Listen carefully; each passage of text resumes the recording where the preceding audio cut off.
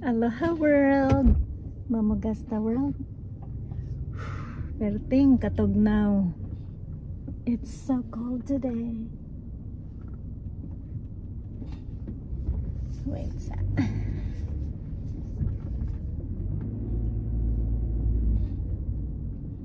Ooh, and the sun is bright. It's blinding me.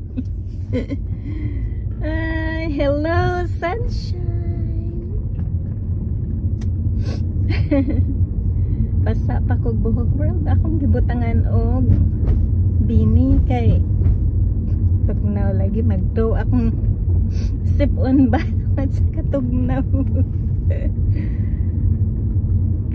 Kumusta na mo? Ako dire buhi pa. Kaluoy ni Lord, buhi pa. Gitaw ay mag-istorya ta world.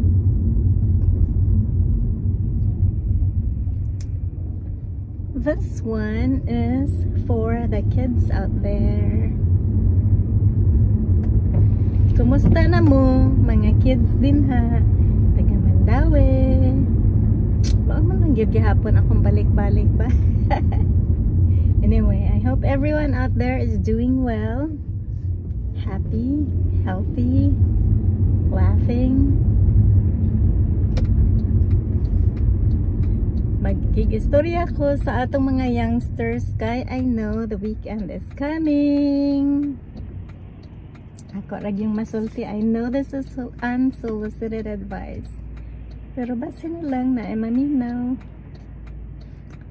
I was thinking, looking back at my days when I was young, when I was a teenager, and I want to tell you, teenage years all the way up to early 20s are the best years of your life.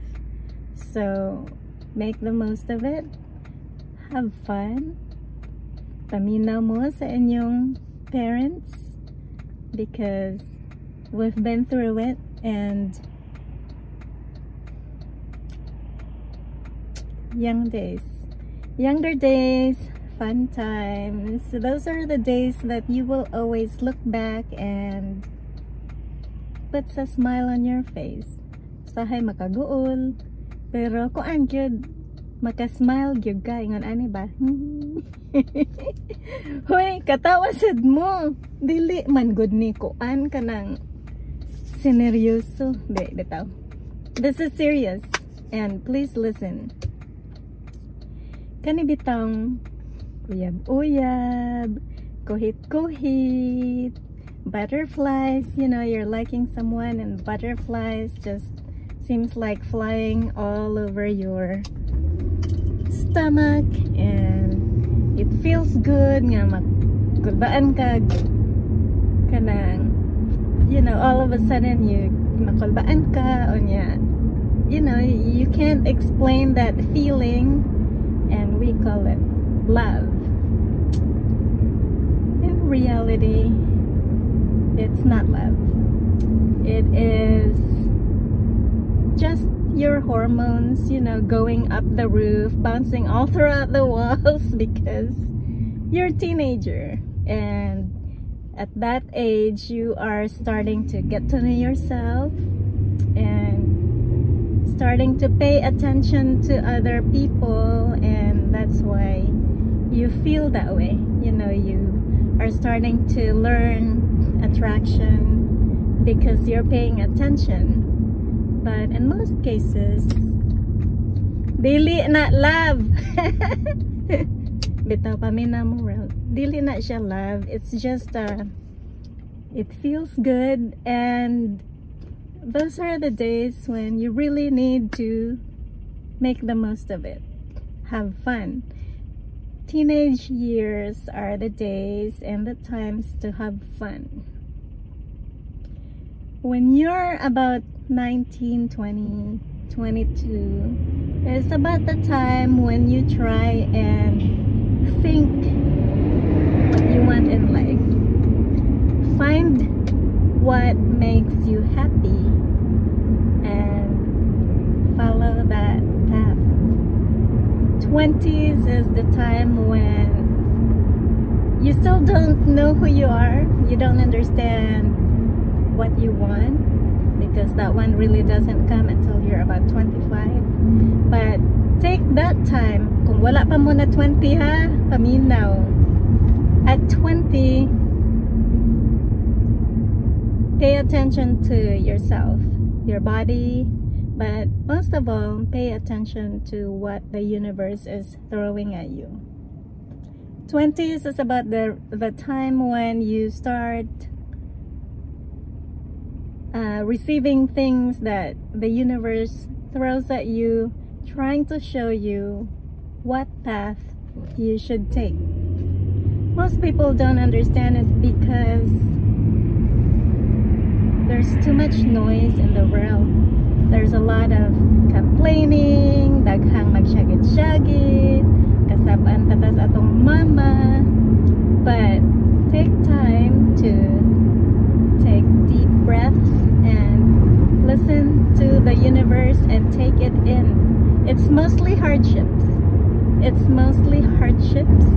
We think it's not really, but at 20 we think lisura gid ani ay paita ani ay kana, why is it so hard? I don't understand. But again, it's all your hormones, and in the universe it's throwing some guidance at you and testing you, challenges, and take all those and make those into positive energies. When you learn how to do that, you'll be fine moving forward. Ang kanang minyo-minyo or dili magminyo kanang ako ra yung ikasulti no. Don't get married by 20. 20 you still really don't know yourself well. You don't know your wants, you don't even know your needs, and you don't know how to handle a family. If you get married at around 20 and have kids at 20, if your parents are not there, mosukarap gyud ka unya, it will turn into depression, anxiety. You start blaming yourself. Sige ka nervyos, because you know you're always worrying about yourself, your health, your kids, worrying about everything else because you didn't learn how to balance life and your emotions. You need to learn how to balance life and your emotions. That way you have peace of mind. And when you have peace of mind, maka-focus jud ka kung unsa ang angayng buhaton when time comes nga stressed gyud ka.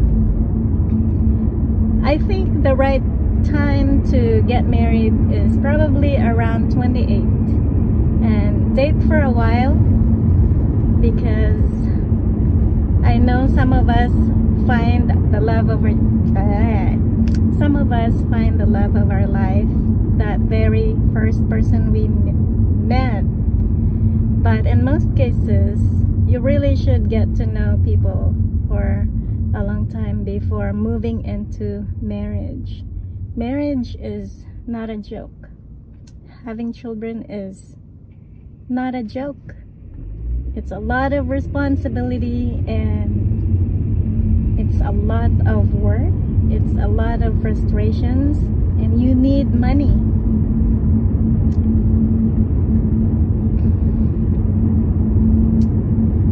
So aim at around 28.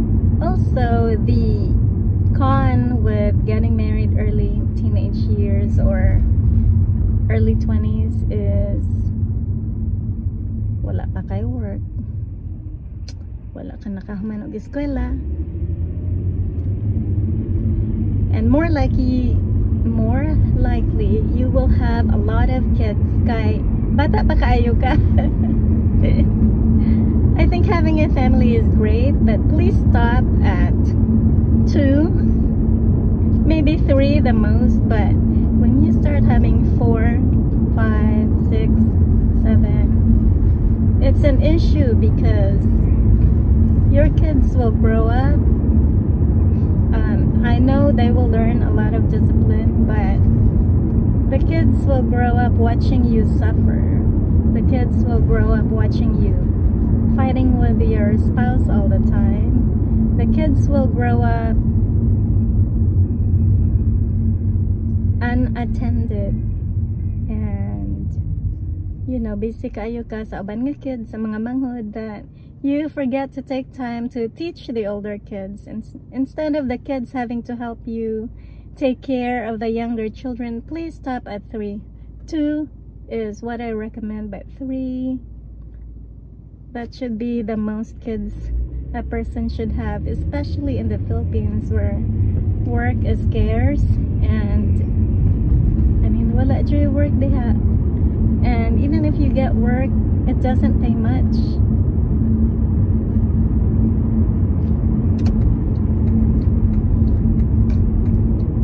Anyway, tambag rani ha, ayaw mo kasuko ha, kung dili mo maminaw, okay ra. But ingon anak gyud na ang life, especially women. We are very emotional. I always say, oh, women are bipolar, because we are. Once a week we become bipolar and an enigma, unpredictable because of our emotions. It goes up and down. We get our periods, and it basta na magsamok-samok na. Sorry guys. Anyway, pero usahay no, dili gyud mapugngan nga kanang ma-pregnant, you know, before marriage. It's okay.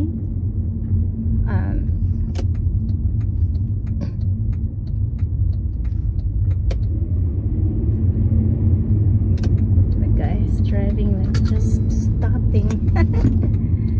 Anyara, swipe sa ako sa akong badge.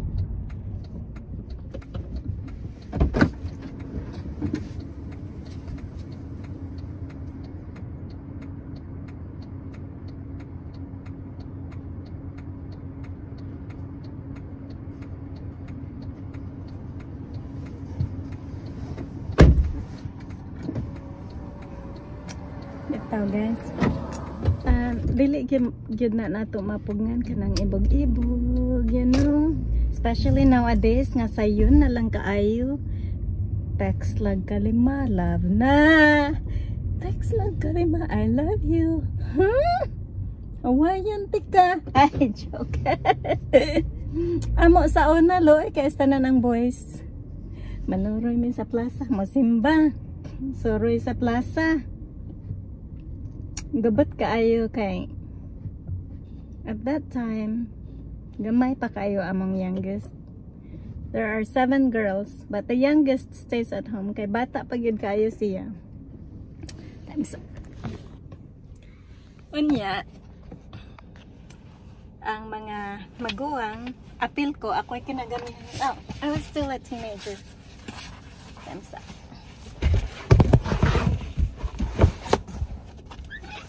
Manuroy dayon sa plaza. Sayo pa, istorya sa ta kay importante ni. Manuroy diri sa plaza sa Mandawi, and before there was no we didn't have our own phones or cameras, you know, magsuroy-suroy sa plaza. Labi na mga dalaga. Doon na dayoy Mr. Kodaker, photographers ba?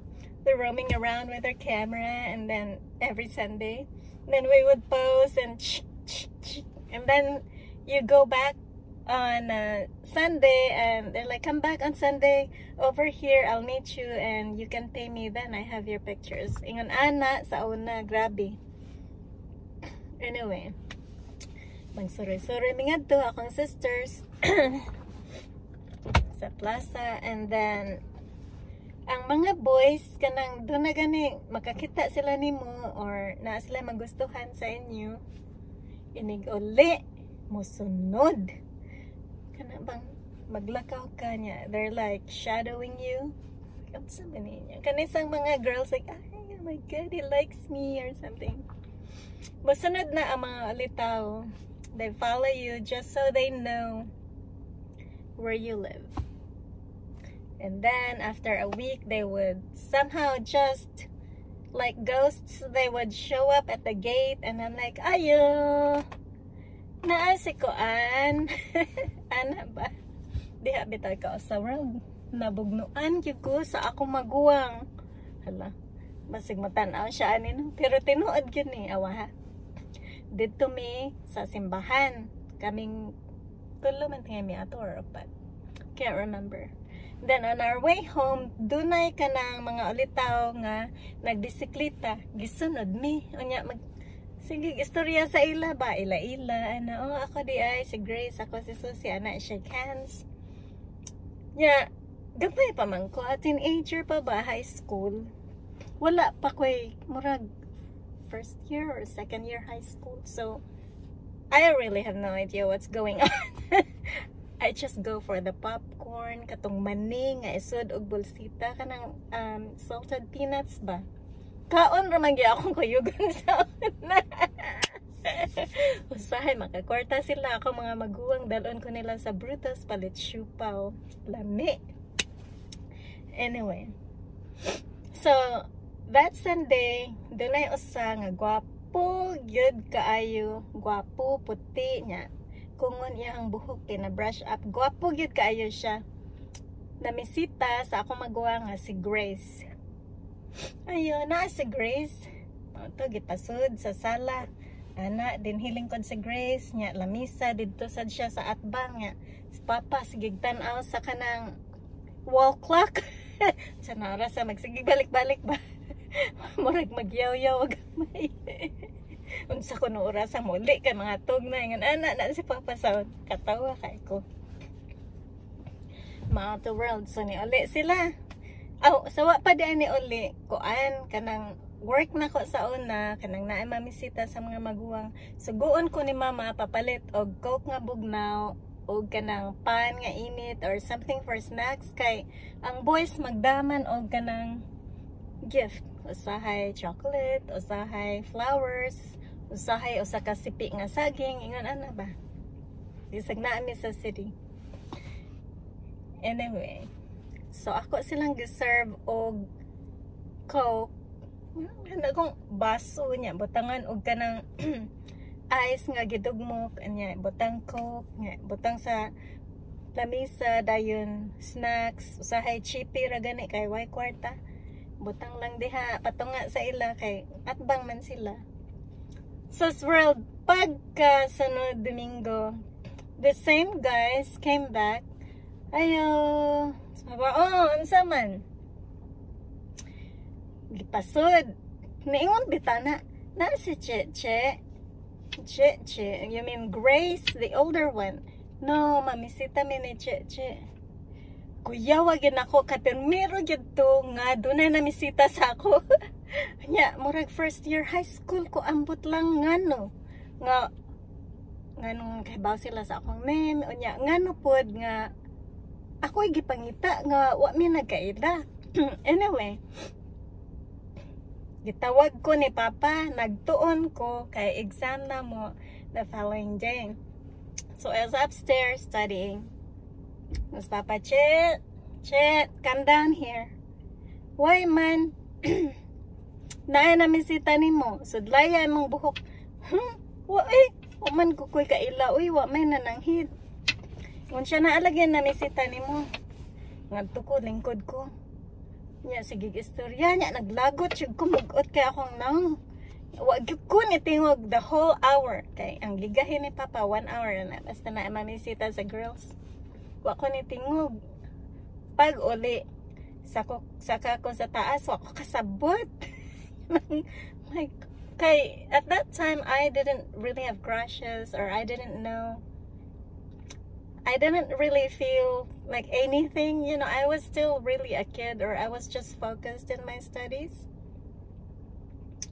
Well, pag abot na ko sa taas, giatngan ko ni Grace ako magwang, gibugno bitaw ko niya. Gibugno ko niya, igat ka, ana. Nakakatawa na lang taan eh. Karon kay dugay ng guto. Pero at that time, perti akong hila ko. Ago ko nakakuan sa among exam the next day. Kaya ang akong face, daghan kaayong garas. Nagdugo jud to. Kaya akong gibugno. Gikamras ang naong baloy. Kaya ko sa ya, ang katog yung taga-Balamba, nagsigig balik nga hangtod eventually. Gistoryahan ko ni Papa, ingon si Papa, guwapa man ka, daghang mga yabgid nimo murag dugo konsyug ka. Unya, you'll need to learn how to say no. So girls, paminaw. If you don't like a person or kung nga mamisita or unsa ba, ayaw pugsa ang imong kaugalingon nga you go out on a date or to talk to the person, you know, say no. Kung manguhit, manghalok, anya, dili gihapon ka mo sugot or you don't like it, say no with conviction. Just say no with conviction. No, I don't want to. Manghalo ka, masyagit ko. Di habitay ka sa high school doon nagyuwi, nangawat na ko og kiss world. Ako yung gitamparos. That was the only time I ever slapped someone. Nangawat og kiss, naglagot ko. Ako bitang gitamparos. Pero pagkahuman ako tamparos, perting hilak na ako. Sorry, I'm sorry. Bitaw world. I hope na amoy nakatunan. Remember, ayaw mo pag-menu at teenagers. Take that time to have fun. Have fun, like someone, laugh, go out with your friends. But, kung naaganit mo magustuhan, ipaila-ila gyudayon sa inyong parents. The parents will guide you what to do and whether or not that person is good for you. You don't have to listen to what they say, but you know, at least take that moment or take a moment of your time nga imo yung i-introduce kay the earlier nga magkasinabot sila imong uyab imuhang parents kanang dili bitaw nimo itago-tago, the earlier nga they'll get to know that person and the earlier they can build that relationship, becoming one and becoming family together. Ipaila-ila gyud ang inyong uyab sa inyong parents. Ipaila-ila niya nako ha. Asa na tong akong mga pagumangkon. Anyway. Gipagaw na hinoon ko. Works ako. Ay, tagnaw kaayo world. Sa'yo pa man di ay bahala sila. Tagnaw bitaw.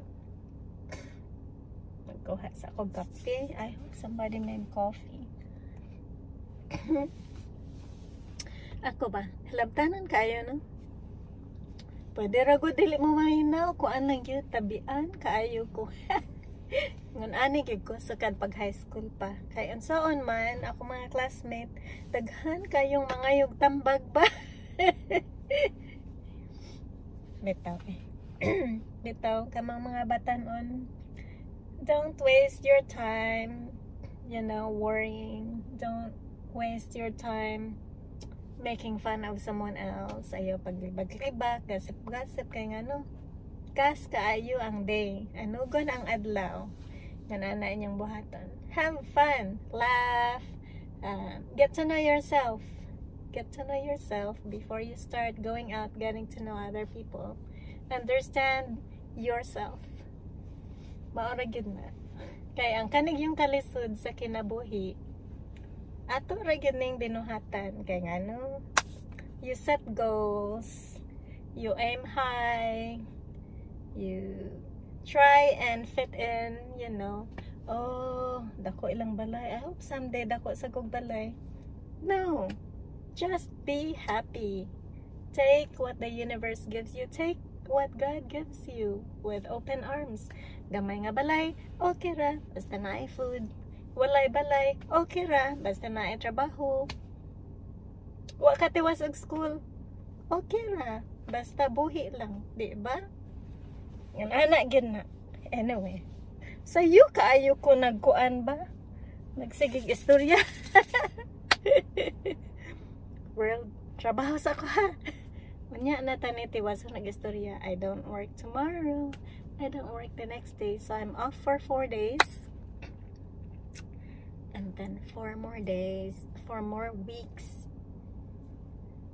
Then long company shutdown. I'm off for 9 or 10 days. Anyway. Istorya na ta ha. Manawag niya ako.